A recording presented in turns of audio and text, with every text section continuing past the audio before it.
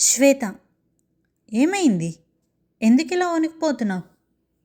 శ్వేత కాసేపు ప్రియా వైపే చూసి ఒక్కసారిగా అడిగింది. ప్రియా, నువ్విక్కడేం చేస్తున్నావు? ప్రియా ఆశ్చర్యంగా కనుబొమ్మలు ముడిచింది. అదేం ప్రశ్న? మన బాత్రూంలో పైప్ పగిలిపోయింది కదా, అందుకే ఇంటి ఓనర్ ఆంటీకి చెప్పాను. ప్లంబర్ వచ్చి బాగు చేయడానికి కొంత సమయం పడుతుందని చెప్పారు. ఈరోజు నాకు ఇంటర్వ్యూ ఉంది కదా, అందుకే ఆంటీ వాళ్ళ ఇంట్లో ఫ్రెష్ అవ్వమ్మా అంది అని తాళం ఇచ్చారు. ఆంటీ వాళ్ళకి పని ఉందని బయటికి వెళ్ళిపోయారు. నేను తలుపు లాక్ చేసుకొని బాత్ చేస్తున్నాను.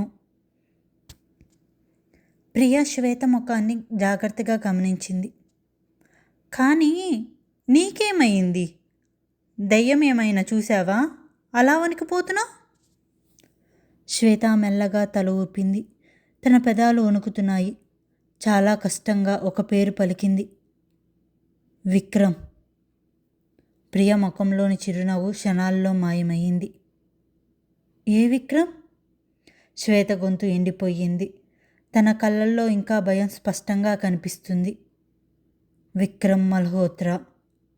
ఆ పేరు వినగానే ప్రియ గుండె ఒక్కసారిగా గట్టిగా కొట్టుకుంది. చేతిలో ఉన్న టవల్ నేలపై జారిపోయింది. ఏమన్నావు? తన గొంతులో మాట ఇరుక్కుపోయాయి. శ్వేత లోతుగా ఊపిరి పీల్చుకుంది. అతను ఇక్కడ నిన్ను కలవాలని వచ్చాడు. ఆ ఒక్క మాటతో ప్రియా కళ్ళు కింద నేల జారిపోయినట్లు అనిపించింది. నన్నా? శ్వేత మెల్లగా తలూపింది. అవును, అతను స్పష్టంగా చెప్పారు.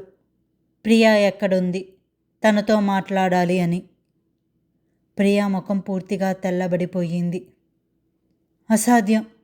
నేను ఈ ఇంట్లో ఉన్నానని అతనికి ఎలా తెలిసింది?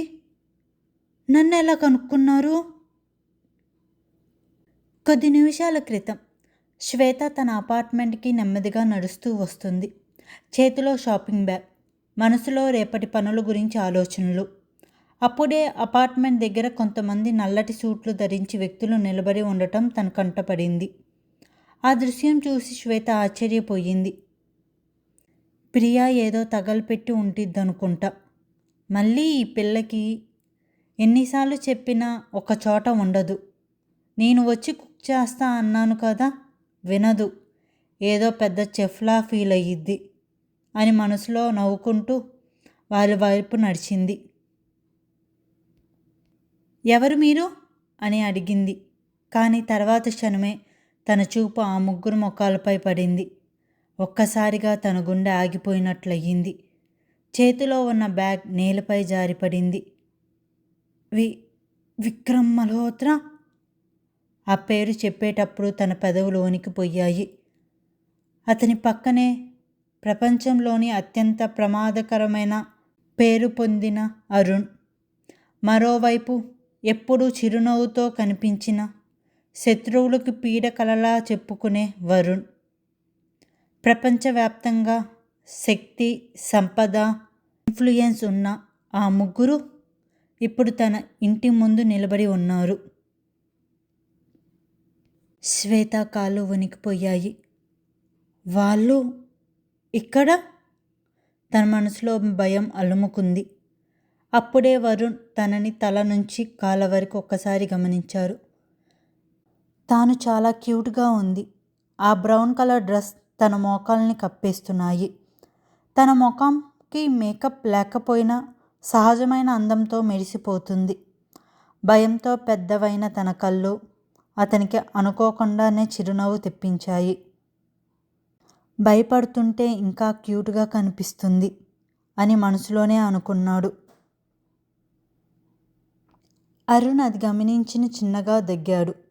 వరుణ్ వెంటనే తన చూపును శ్వేత నుంచి తిప్పుకున్నాడు. ఆ సమయంలో ఇప్పటి వరకు ఒక మాట కూడా మాట్లాడని విక్రమ్ ముందుకు ఒక అడుగు వేశాడు. అతని చూపు నేరుగా శ్వేతపైనే నిలిచింది. అతని గంభీరమైన స్వరం వినగానే శ్వేత గుండె మరింత వేగంగా కొట్టుకుంది. తన గొంతు ఎండిపోయింది. నాకు కావాల్సింది ఒక సమాధానం. ప్రియా ఎక్కడ ఉంది? ఆ మాట వినగానే శ్వేత గుండె ఒక్కసారిగా బలంగా కొట్టుకుంది. తన నోటి నుంచి మాట రావడం లేదు. అప్పటి వరకే శ్వేతను గమనిస్తున్న వరుణ్ కూడా ఆలోచనల నుంచి బయటికి వచ్చాడు. తన ముఖంలో కనిపిస్తున్న భయాన్ని చూసి ఒక క్షణం అతని మనసులో జాలి కలిగింది. ఇలా నిలబడితే ఇంకా భయపడుతుంది అని మనసులో అనుకొని మెల్లగా తన దగ్గరకి నడిచి వచ్చాడు. తన స్వరాన్ని వీలైనంత మృదువుగా మార్చుకుంటూ, భయపడకు, మేము నిన్ను ఏమీ చెయ్యము. శ్వేత మాత్రం ఒక అడుగు వెనక్కి వేసింది. తన చేతులు వణుకుతున్నాయి. వరుణ్ తనని బలవంతం చేయలేదు. పక్కనే ఉన్న కుర్చీని ముందుకి జరిపి చిరునవ్వుతో చూపించాడు. కూర్చో. శ్వేత కొద్దిసేపు సందేహంగా అతని ముఖాన్నే చూసింది. తర్వాత నెమ్మదిగా వెళ్ళి కుర్చీలో కూర్చుంది. వరుణ్ కూడా తనకి కొంత దూరంగా నిలబడ్డాడు. తనకి ఎలాంటి అసౌకర్యంగా అనిపించకూడదని ఒక్క అడుగు కూడా దగ్గరికి వెళ్ళలేదు. చాలా మెల్లిగా అడిగాడు, నీకు ప్రియా తెలుసా? అంతే. శ్వేత గొంతు ఎండిపోయింది. సమాధానం చెప్పాలనిపించినా తన చూపు వరుణ్ మీద లేదు. అది వరుణ్ వెనక నిలబడి ఉన్న విక్రమ్ మీదే ఉంది. విక్రమ్ ఒక్క మాట కూడా మాట్లాడటం లేదు. కానీ అతని పొదువైన చూపు మాత్రం నేరుగా ఆమెపైనే నిలిచిపోయింది. ఆ చల్లని చూపు శ్వేతకు మరింత భయాన్ని కలిగించింది. తన వేలు ఒకదానితో ఒకటి బిగుసుకున్నాయి. అది గమనించిన వరుణ్ మెల్లగా నిట్టూర్చాడు. వెనక్కి తిరిగి విక్రమ్ వైపు చూసి చిన్నగా నవ్వుతూ అన్నాడు, బ్రో, నువ్వు ఇలా చేస్తూ ఉంటే తను ఒక మాట కూడా మాట్లాడదు. అరుణ్ కూడా చిన్నగా తలూపాడు. కాస్త రిలాక్స్ అవ్వు. విక్రమ్ ఎలాంటి సమాధానం చెప్పలేదు. కానీ అతను తన చూపును కొద్దిగా పక్కకి తిప్పుకున్నాడు. అప్పుడే వరుణ్ మళ్ళీ శ్వేత వైపు తిరిగాడు. ఈసారి అతని స్వరం మరింత ప్రశాంతంగా మారింది. విను, మేము ఇక్కడికి వచ్చిన కారణం ఒకటే, ప్రియాని కలవాలి. అంతే. తనకి హాని చేయడానికి రాలేదు. ఎక్కడుందో చెప్తావా?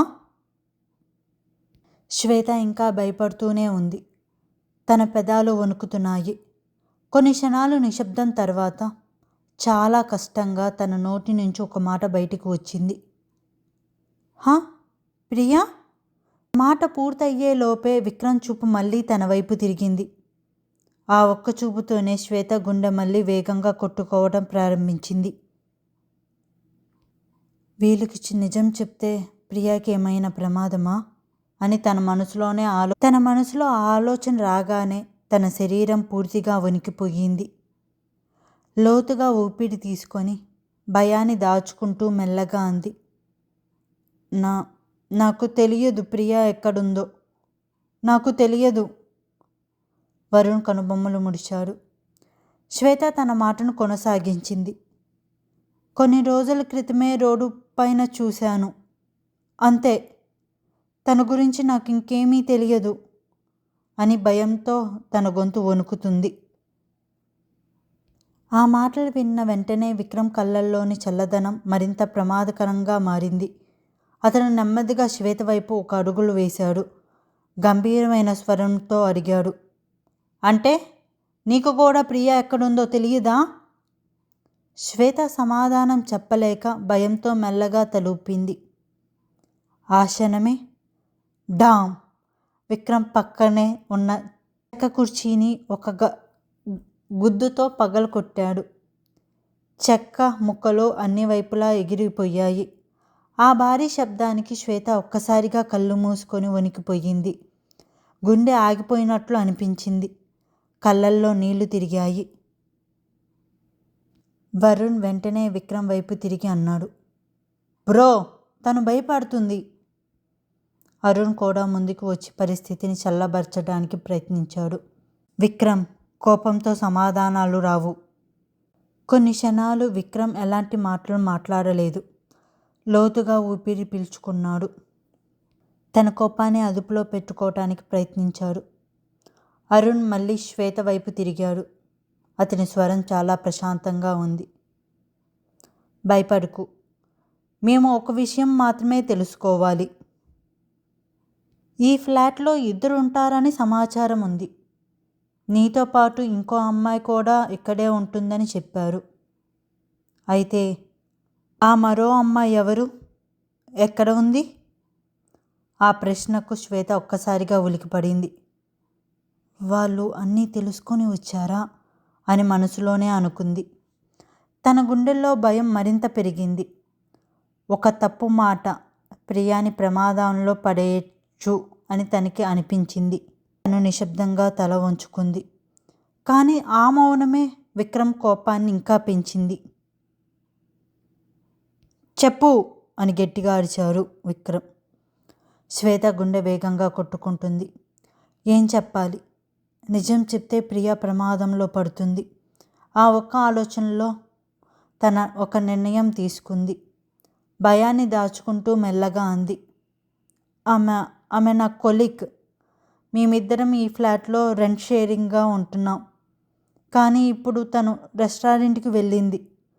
ఎప్పుడు వస్తుందో కూడా నాకు తెలియదు అని అబద్ధం చెప్తున్నా ముఖంలో మాత్రం భయం తప్ప ఇంకే భావం కనిపించలేకుండా చేసింది. విక్రమ్ కొన్ని క్షణాలు తన కళ్ళల్లోకి నేరుగా చూశాడు. అతను ఏమీ మాట్లాడలేదు. కానీ అతని ముఖంలో స్పష్టమైన అసహనం కనిపించింది. ఒక్కసారిగా వెనక్కి తిరిగి వేగంగా మెట్ల వైపు నడిచాడు. అతని అడుగుల శబ్దమే అక్కడ వాతావరణాన్ని మరింత భారంగా మార్చింది. వరుణ్ నిశ్శబ్దంగా అతని వైపే వెనకే నడిచాడు. వరుణ్ మాత్రం అక్కడే నిలబడ్డాడు. మెల్లిగా శ్వేత వైపు చూశారు. నీ ఫోన్ ఎక్కడా? శ్వేత ఆశ్చర్యంగా అతన్ని అలానే చూస్తూ ఉండిపోయింది. వరుణ్ నెమ్మదిగా తన హ్యాండ్ బ్యాగ్లో ఉన్న ఫోన్ తీసుకున్నారు. లాక్ ఏంటి? శ్వేత భయంతో 9965 అని చెప్పింది. వింతలో ఓపెన్ చేసి వరుణ్ ఏదో టైప్ చేసి తనకిచ్చారు. ఇది నా నంబర్. ఒకవేళ ప్రియా కనిపిస్తే లేదా తను ఎక్కడ ఉండిద్ది అని నీకు అనిపించినా నాకు వెంటనే కాల్ చేయి. చేతికి ఇచ్చారు. శ్వేత కొద్దిసేపు సందేహంగా అతని వైపు చూసింది. తర్వాత మెల్లగా తలూపింది. సరే. వరుణ్ చిరునవ్వు నవ్వాడు. థ్యాంక్స్. అతను కొన్ని క్షణాలు అలాగే శ్వేత కళ్ళల్లోకి చూశాడు. తన భయంతో వణికిపోతున్నప్పటికీ చాలా చాలా క్యూట్గా అనిపించింది. ఒక క్షణం చుట్టూ ఉన్న ప్రపంచమే మర్చిపోయినట్లుగా అలాగే తనని చూస్తూ నిలిచిపోయాడు. అప్పుడే అరుణ్ వెనక నుంచి వచ్చి వరుణ్ భుజంపై మెల్లగా చేయి వేశాడు. వరుణ్, వెళ్దాం. ఆ ఒక్క మాటతో వరుణ్ ఆలోచనల నుంచి ఒక్కసారిగా బయటికి వచ్చాడు. తనకు తానే చిన్నగా నవ్వుకొని వస్తున్నా అని చెప్పి శ్వేత వైపు చివరిసారి ఒక్కసారి చూశాడు. జాగ్రత్త అని చెప్పి అరుణ్తో కలిసి మెట్ల వైపు నడిచాడు. కొన్ని క్షణాల తర్వాత నలుపు రంగు లగ్జరీ కార్స్ కాన్వాయ్ అపార్ట్మెంట్ నుంచి బయటికి వెళ్ళిపోయింది. వాళ్ళు వెళ్ళిపోయే వరకు శ్వేత అలాగే నిలబడి చూసింది. తర్వాత తను బలహీనంగా గోడకి ఆనుకుంది. గట్టిగా ఊపిరి పీల్చుకుంది. ప్రియా, విక్రమ్ మల్హోత్రా నిన్ను వెతుకుతున్నాడు. ఆ ఆలోచనతోనే తాను ఒక క్షణం కూడా ఆలస్యం చేయకుండా కింద అపార్ట్మెంట్కి వెళ్ళింది. ప్రస్తుతం శ్వేత జరిగిందంతా మొదటి నుంచి చివరి వరకు ఒక్క మాట కూడా వదలకుండా ప్రియాకు చెప్పింది. ప్రతి విషయం విన్న ప్రియా కొన్ని క్షణాలు నిశ్శబ్దంగా నిలబడి ఉంది. తన గుండె ఇంకా వేగంగానే కొట్టుకుంటుంది. కొద్దిసేపటి తర్వాత తను ఒక్కసారిగా 2 చేతులు తలపై పెట్టుకుంది. దేవుడా, నేను అసలు ఏం తప్పు చేశాను? శ్వేత ఆశ్చర్యంగా తన వైపే చూసింది. ప్రియా కోపంగా నడుస్తూ మాట్లాడటం ప్రారంభించింది. ఆ రోజు జరిగింది యాక్సిడెంట్ మాత్రమే కదా. నేను కారు ఎందుకు తీసుకొని వెళ్ళానో అని వివరంగా చెప్పాను. వెంటనే సారీ కూడా చెప్పాను. అయినా కూడా ఇంకా నన్ను వెతుక్కుంటూ తిరుగుతున్నారా?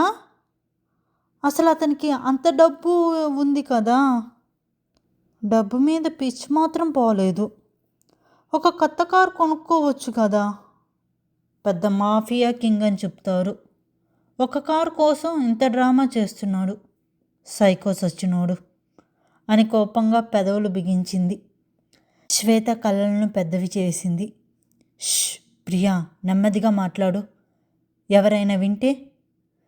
ప్రియా చిరాకుగా చేతులు ఊపింది. వింటే వినని, నిజమే కదా సచ్చినోడు. అసలు నాకు అర్థం కావడం లేదే, నేను ఏదైనా నేరం చేశానా, లేదా అతని కోట్లు విలువైన కంపెనీని దివాలా తీసిపిచ్చానా? కేవలం ఒక కార్, జస్ట్ కార్. అది కూడా నేను సారీ చెప్పిన తర్వాత కూడా ఇంకా నన్ను ఎందుకు వెంబడిస్తున్నాడు? శ్వేత మాత్రం తల ఊపుతూ అంది. ప్రియా, నాకు మాత్రం ఏదో తేడాగా అనిపిస్తుంది. వాళ్ళని చూసినప్పుడు కార్ విషయం కోసం వచ్చినట్లుగా అనిపించడం లేదు. ప్రియా కనుబొమ్మలు ముడిచింది. మరి?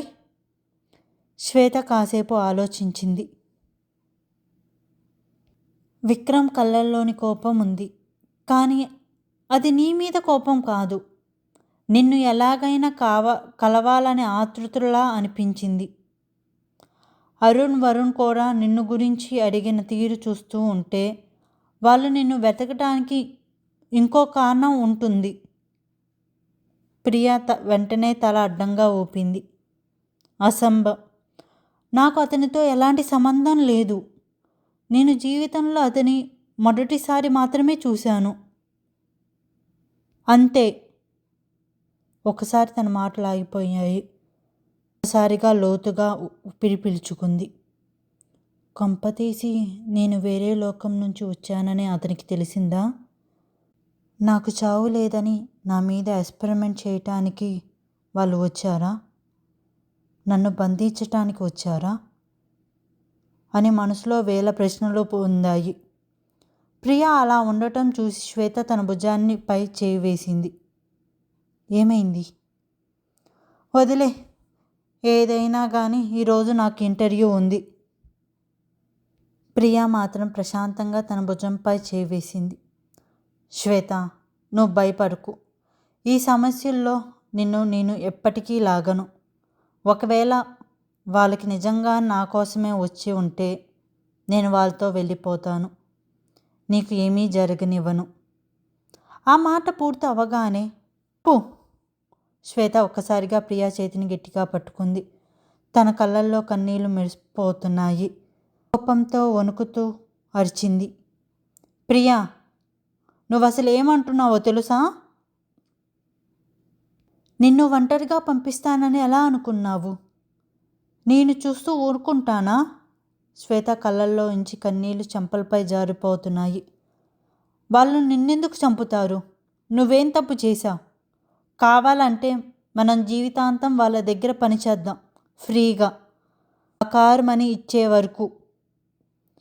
ఇలాంటి మాటలు ఇంకోసారి నా ముందు మాట్లాడకు. ఇకపై నేను వెళ్ళిపోతాను, నేను చనిపోతాను లాంటి మాటలు ఎప్పుడూ అనొద్దు. శ్వేత గొంతు పూర్తిగా వణికిపోయింది. ప్రియా ఆశ్చర్యంగా తన వైపే చూసింది. శ్వేత మళ్ళీ మాట్లాడటం మొదలుపెట్టింది. నీకు తెలుసా, నాకు ఒక స్నేహితురాలు కూడా లేదు. ఆఫీసులో అందరూ మాట్లాడే వాళ్ళే, కానీ నన్ను నిజంగా అర్థం చేసుకునే ఒక్క మనిషి కూడా లేదు. తన కళ్ళల్లో బాధ స్పష్టంగా కనిపించింది. నిన్ను కలిసిన తర్వాతే మొదటిసారి నాకు నేను ఒంటరిగా లేను అనే భావన వచ్చింది. నువ్వు నాకు కేవలం ఫ్రెండే కాదు ప్రియా, నువ్వు నా కుటుంబం లాంటి దానివి.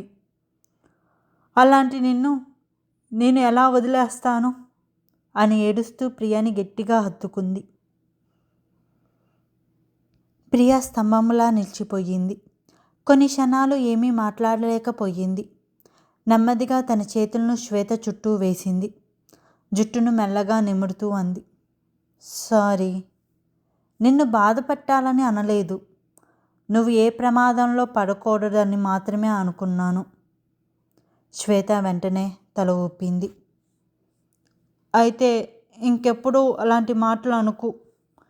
ఏ సమస్య వచ్చినా మన ఇద్దరం కలిసి ఎదుర్కొందాం.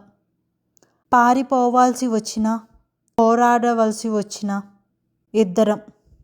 కానీ ఒకరినొకరు వదిలి మాత్రం ఎప్పుడూ వెళ్ళం.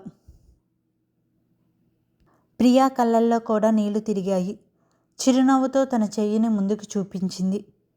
ప్రామిస్, ఇంక నేను వదిలి ఎప్పటికీ వెళ్ళను. ఏ సమస్య వచ్చినా మన ఇద్దరం కలిసి ఎదుర్కొందాము. శ్వేత కూడా తన చెయ్యి వేసి ఆమె చేతిలో ఉంచింది. ప్రామిస్. ఇద్దరూ ఒకరినొకరు చూసుకొని చిరునవ్వు నవ్వుకున్నాడు. ప్రియా మెల్లగా తన చేతులను శ్వేత కళ్ళల్లోని కన్నీళ్లు తుడిచింది. మెల్లగా చిన్నగా నవ్వింది. ఇంకా ఎంతసేపు ఏడుస్తావు? చూసావా నీ కళ్ళు ఎంత ఎర్రబడ్డాయో? ఇలా ఏడుస్తే ఇంటర్వ్యూకి నేను ఎలా వెళ్తాను? శ్వేత మెల్లగా తన కన్నీళ్లు తుడుచుకుంది. నేను ఏడవను, నువ్వు వెళ్ళు ఇంటర్వ్యూకి. సరే, కానీ ఇంటర్వ్యూ ఎక్కడా? ఏ కంపెనీ? ప్రియా ఎలాంటి భావం లేకుండా సమాధానం చెప్పింది.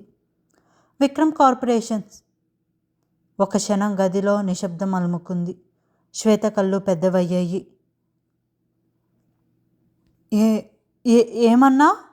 విక్రమ్ కార్పొరేషన్? ప్రియా ప్రశాంతంగా తలూపింది. అవును. శ్వేత ఒక్కసారిగా సోఫా మీద నుంచి లేచింది. నీకేమైనా పిచ్చి పట్టిందా? అది ఎవరి కంపెనీయో నీకు తెలుసా? ప్రియా పెదవులపై చిన్న చిరునవ్వు మెరిసింది. తెలుసు, అది విక్రమ్ మల్హోత్రా కంపెనీయేగా. శ్వేత కోపంగా, అయితే ఇంకా అక్కడికి ఎందుకు వెళ్తున్నావు? అతను నిన్ను వెతుకుతున్నాడని తెలుసు కదా. అలాంటి చోటికి నువ్వు వెళ్ళడం అంటే నువ్వే సింహం నోట్లో తలపెట్టినట్టే. ప్రియా మాత్రం చాలా ప్రశాంతంగా కిటికీ బయటికి చూసింది. తర్వాత మెల్లగా తిరిగి శ్వేత వైపు చూసి అడిగింది. శ్వేత, పిల్లిని ఒక ఎలుక వెంట పడుతుంటే ఆ వెలుక దాక్కోవటానికి ప్రపంచంలో బెస్ట్ చోటేంది? నేనేమంటున్నా, నువ్వేం అడుగుతున్నావు? ప్రియా మెల్లగా శ్వేత భుజంపై మెల్లగా చేయవేసింది. ఫస్ట్ ఆన్సర్ చేయి, తర్వాత నేను చెప్తాను. శ్వేత కాసేపు ఆలోచించింది.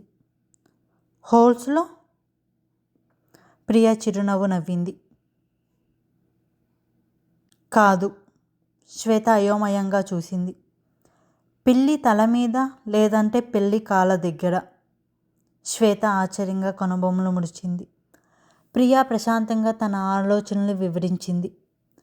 ప్రపంచంలో అత్యంత ప్రమాదకరమైన ప్రదేశమే కొన్నిసార్లు అత్యంత సురక్షితమైన ప్రదేశం కూడా అవుతుంది.